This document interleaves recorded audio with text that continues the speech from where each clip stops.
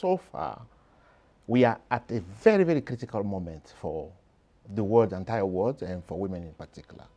If you look at issues of climate change, you look at issues of conflict, and also the huge pushback that we are noticing now on the progress that women have made in previous decades, with the rise of conservatism, religious and traditional themes around the world, and particularly in Africa. It makes this year very, very critical. The other thing that is important is that the financial system is failing women.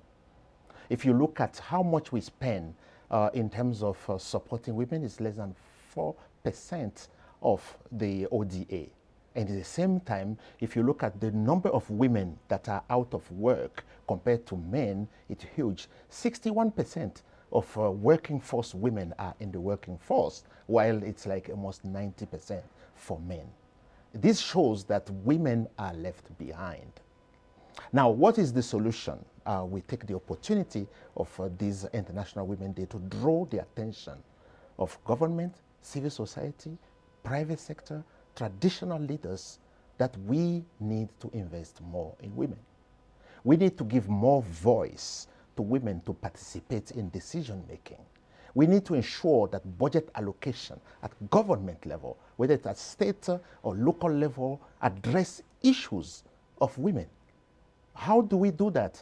We make more election system more friendly to women so that they can access to decision-making positions. And we also ensure that when there is a consultation on what is needed for local development, national development processes, that they are involved. And finally, we need to increase income for women. How much are women making compared to men?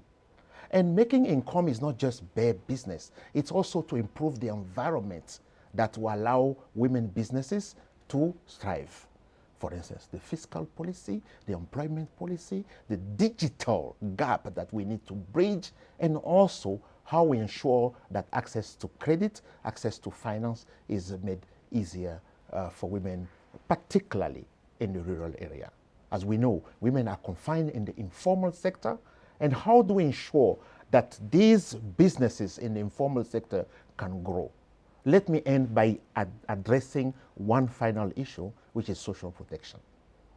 We have seen a lot of women going out of business because they use the resources of their business for social issues, whether it's education, whether it's health, etc.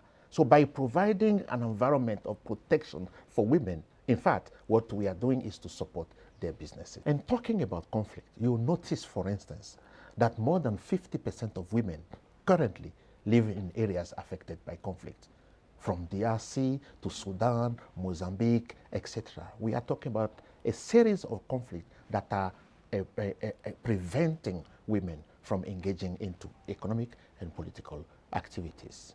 What needs to be done is very simple.